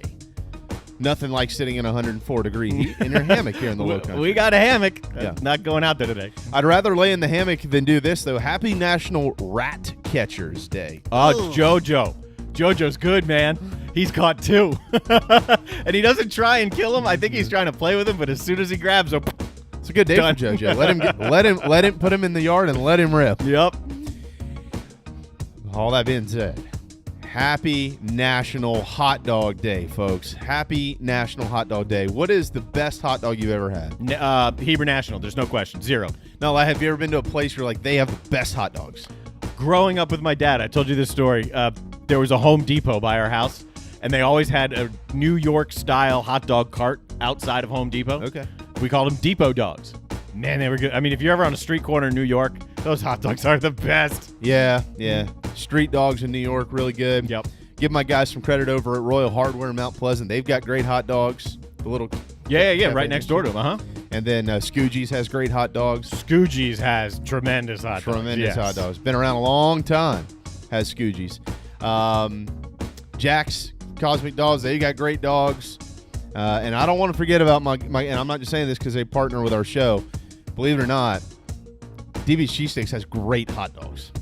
Believe it. So even a good Target hot dog is good. Dude, but if you're cooking it, Hebrew National, the only way to go. Yeah, okay.